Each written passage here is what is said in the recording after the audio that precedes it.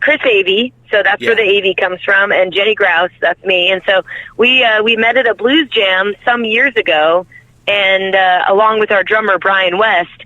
And I've just honestly, I bugged them for a long time.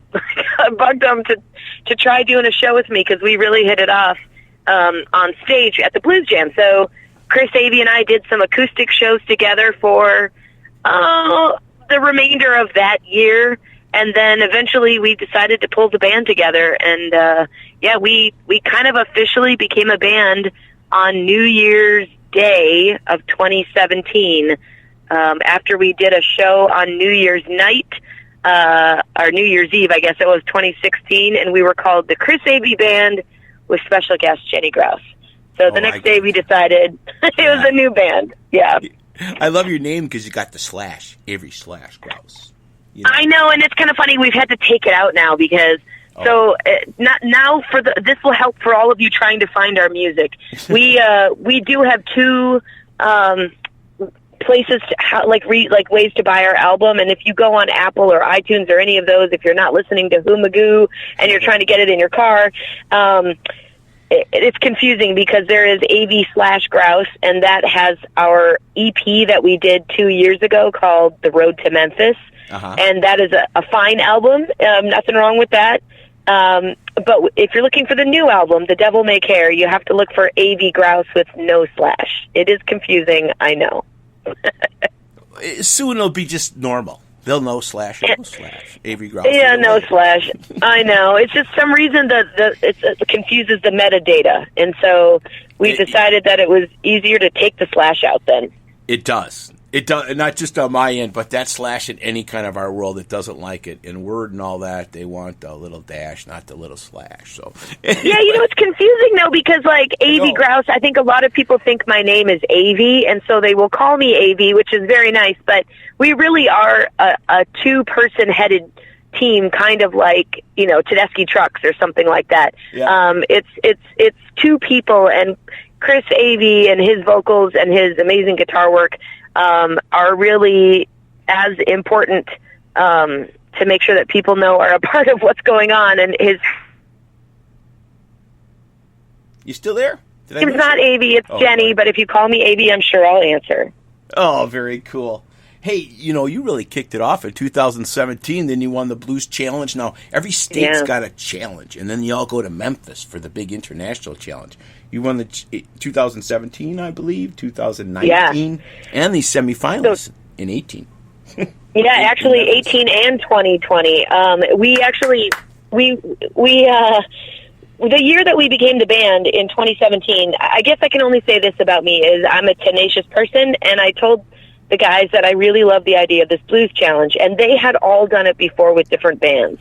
Yeah. In fact, Chris Avey and Brian West, our drummer and lead guy, along with Chris Avey's brother, were in a group called the Avey Brothers, and they actually went to the finals and took third place back in the earlier 2000s at the International Blues Challenge. So I told them I wanted to do it. They didn't really want to, but I convinced them. And in 2017, we won the Iowa Blues Challenge, and then went to Memphis in 2018, where we were the semifinalists at the International Blues Challenge. And we did the same thing again in 2019 in Iowa, and in just this last January in Memphis. So it's been kind of a whirlwind, but those competitions, they're a tricky thing. As anybody knows, music competitions kind of stink as a whole because it's people judging you on something that's very subjective.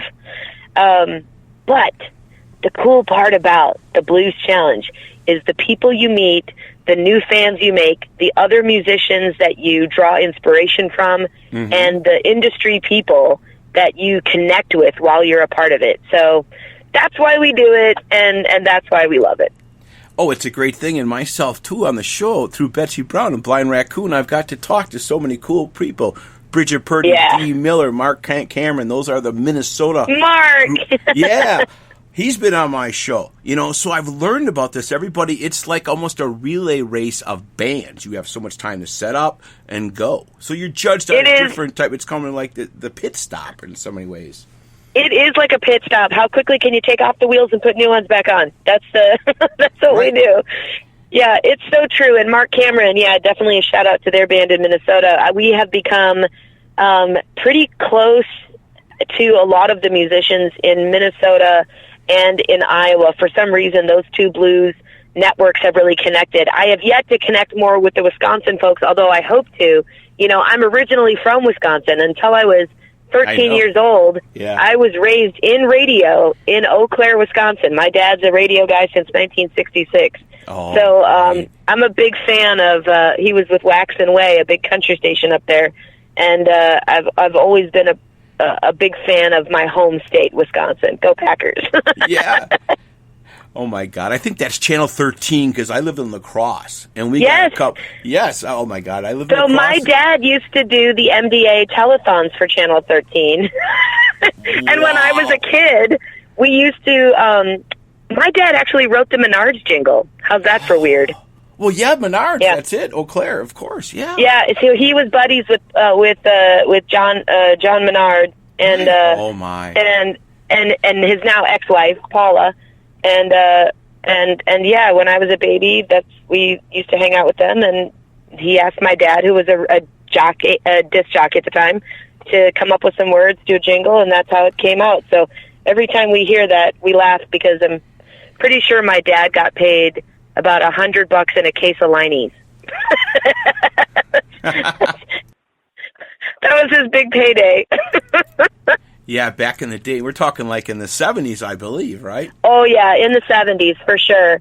Yeah, for sure, absolutely. He started, I think, in Wisconsin in the late 60s, maybe 69 or 70, and then I came along in the 70s, as did my sister. But yeah, they used to put us in commercials at TV 13.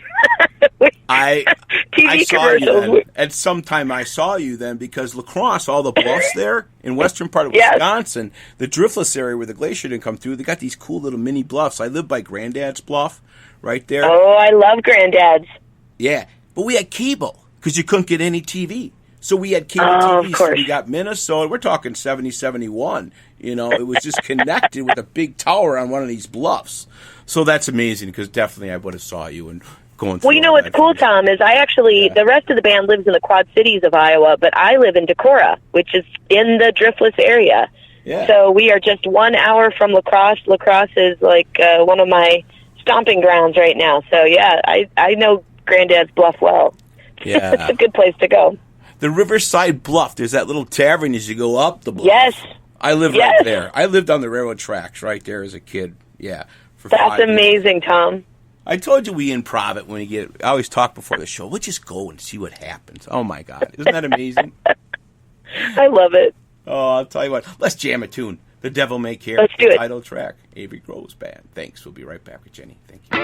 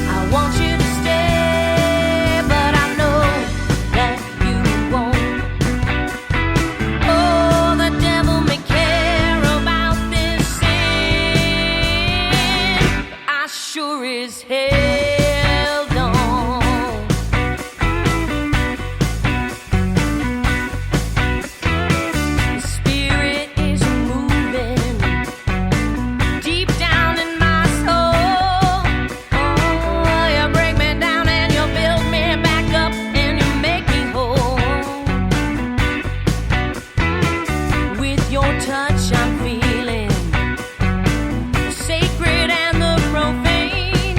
Oh,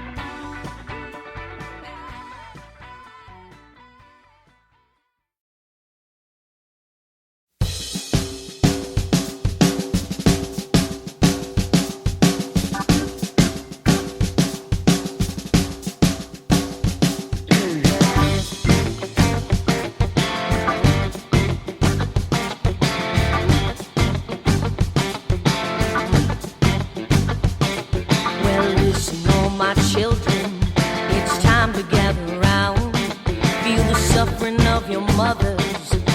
Make 'em